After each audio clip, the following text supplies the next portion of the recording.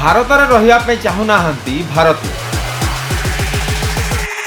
ଏ ଜିନିଷ ଏବେ ନୂଆ ନୁହଁ, କିନ୍ତୁ ଏବେ କିଛି ବର୍ଷ ହେଲାଣି ତାର ଟ୍ରେଣ୍ଡଟି ବଢ଼ି ଯାଇଛି। ସବୁଠାରୁ ବଡ଼ ଜିନିଷ ଯୋଉଟାକି ସେମାନଙ୍କୁ ଭାରତ ଛାଡ଼ିବା ପାଇଁ ବାଧ୍ୟ କରୁଛି ବୋଲି ସେମାନେ କହୁଛନ୍ତି, ଯୋଉଟାକି ଟ୍ୟାକ୍ସ ସିଷ୍ଟମ ରହୁଛି। ଭାରତରେ ରହିବା ପାଇଁ ଚାହୁଁନାହାନ୍ତି ଭାରତୀୟ। ଦର୍ଶକ ବନ୍ଧୁ, ଆପଣମାନେ ଭାବୁଥିବେ ମୁଁ କ'ଣଟା କହୁଛି। ଆପଣ ଠିକ୍ ଶୁଣିଛନ୍ତି। ଭାରତର ଯେଉଁ ଭାରତୀୟମାନେ କିଛି ଯେଉଁମାନେ ଏବେ ଧନିକ ଶ୍ରେଣୀରେ ପରିଗଣିତ ହେଉଛନ୍ତି, ଅଲ୍ଟ୍ରା ରିଚ୍ ହେଇଯାଇଛନ୍ତି, ବହୁତ ପଇସା କମେଇଛନ୍ତି, ତାଙ୍କ ଭିତରୁ କିଛି ଜଣ ଏବେ ଆଉ ଭାରତରେ ରହିବା ପାଇଁ ଚାହୁଁନାହାନ୍ତି। ଆମେ ଏ କଥା କେମିତି ଜାଣିଲୁ?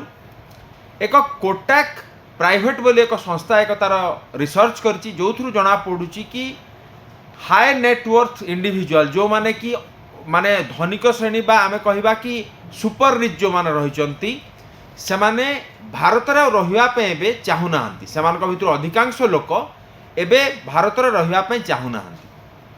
ଏ ଜିନିଷ ଏବେ ନୂଆ ନୁହଁ, କିନ୍ତୁ ଏବେ କିଛି ବର୍ଷ ହେଲାଣି ତାର ଟ୍ରେଣ୍ଡଟି ବଢ଼ି ଯାଇଛି। 2022 କଥା କହିବା, 23 କଥା କହିବା, 24 କଥା କହିବା ଏବଂ 25 କଥା କହିବା, ଅନେକ ଧନିକ ଶ୍ରେଣୀର ଲୋକ ଯେଉଁମାନଙ୍କ କି ଯେଉଁ ଆମେ କହିବା କି ଇନକମ୍ ରହିଛି ସେ ବହୁତ ଅଧିକା ରହିଛି, ସେମାନେ ଭାରତରେ ଆଉ ରହିବା ପାଇଁ ଚାହୁଁନାହାନ୍ତି। ଆପଣ ନିଜେ ମଧ୍ୟ ଦେଖିଥିବେ, ବହୁତ ବଲିଉଡ୍ ସେଲିବ୍ରିଟିଙ୍କ କଥା କହିପାରିବା, ବଡ଼ ବଡ଼ ଇଣ୍ଡଷ୍ଟ୍ରିଆଲିଷ୍ଟଙ୍କ କଥା କହିପାରିବା, ଯେଉଁମାନେ ତାଙ୍କର ଭାରତ ବାହାରେ ଘର ରଖିଛନ୍ତି, କିନ୍ତୁ ଏବେ ଏମିତି କିଛି ଦେଖିବା ପାଇଁ ପଡ଼ୁଛି କି ସେମାନେ ଭାରତ ସମ୍ପୂର୍ଣ୍ଣ ଭାବେ ଛାଡ଼ି ଅନ୍ୟ ଦେଶରେ ଯାଇକି ରହିବା ଆରମ୍ଭ କଲେଣି। ଆମେ ଖାଲି ଫିଲ୍ମ ଷ୍ଟାରଙ୍କ କଥା ଜାଣିପାରୁଛୁ କାରଣ ସେମାନେ ସେଲିବ୍ରିଟି, କିନ୍ତୁ ଏମିତି ଆମ ଆଖପାଖରେ ମଧ୍ୟ ଯେଉଁମାନେ ଧନିକ ଶ୍ରେଣୀର ରହୁଛନ୍ତି ଲୋକ ବା ଧନୀ ରହୁଛନ୍ତି, ସୁପର ରିଚ୍ ରହୁଛନ୍ତି, ସେମାନେ ମଧ୍ୟ ଅନ୍ୟ ଦେଶକୁ ଯାଇକି ସେଠାରେ ବସବାସ କରୁଛନ୍ତି। ଆପଣଙ୍କ ମନରେ ଏବେ ପ୍ରଶ୍ନ ଆସିବ କି ସେମାନେ ଯାଉଛନ୍ତି କ'ଣ ପାଇଁ?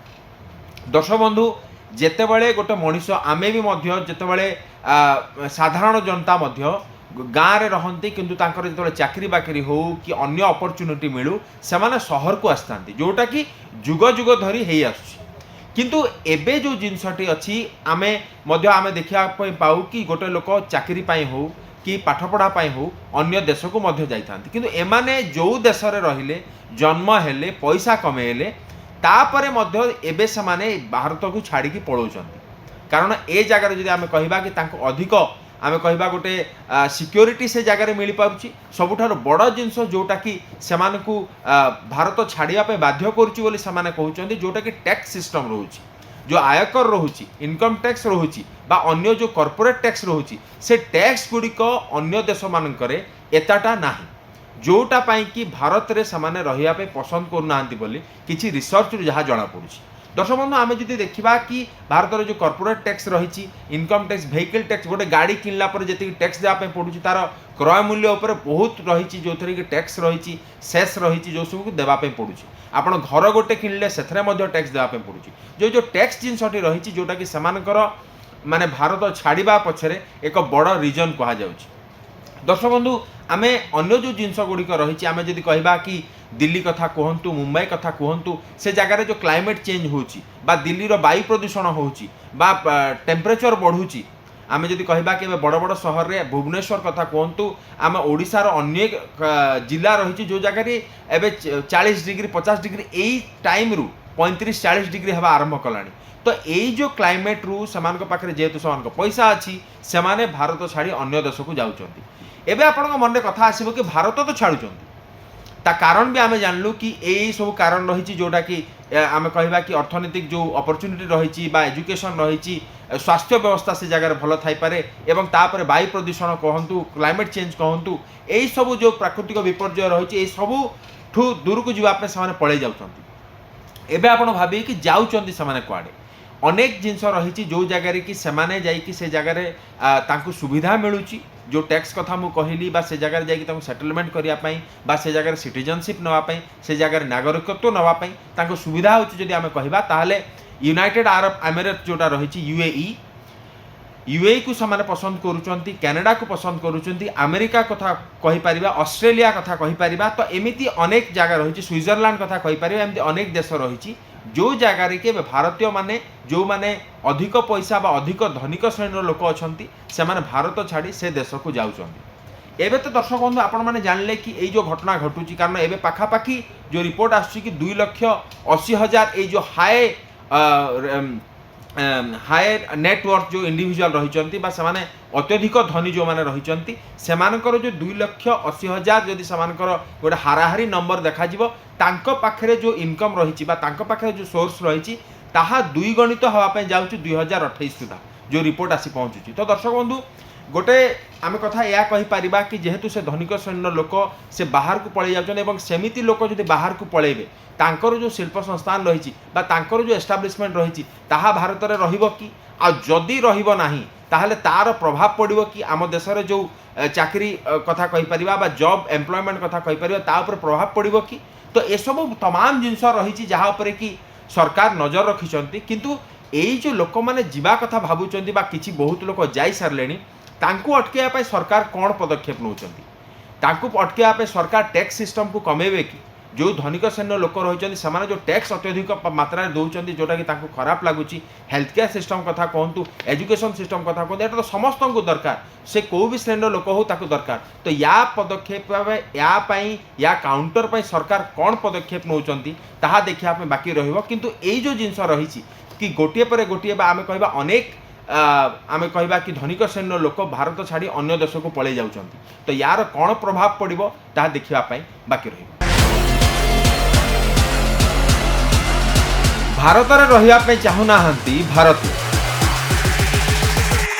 ये जिनस एबे नुआ नुह, किंतु एबे किछि वर्ष हेलानी तार ट्रेंड टी बढ़ी जाइछि।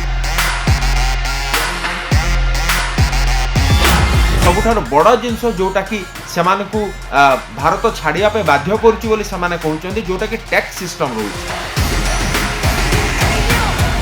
भारत में रही चाहूना भारतीय दर्शक बंधु आपण मैंने भावुए मु कौनटा कहूँ, आपन ठीक शुणिचंती।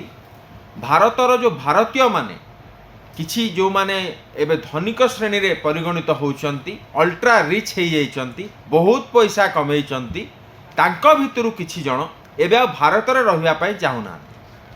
आमे ए कथा केमती जानलु, एक कोटक प्राइवेट बोली एक संस्था एक तार रिसर्च करछि, जो थ्रु जना पड़ुछि कि हाई नेटवर्थ इंडिविजुअल जो माने कि माने धनिक श्रेणी बा आमे कहिबा कि सुपर रिच जो माने रहिचंती से माने भारत रे रहिबा पे एबे चाहू नाहंती। सेमानक भितर अधिकांश लोक एबे भारत रे रहिबा पे चाहू नाहंती। ए जिनस एबे नुआ नुह, किंतु एबे किछि वर्ष हेलानी तार ट्रेंड टी बढ़ी जाइछि।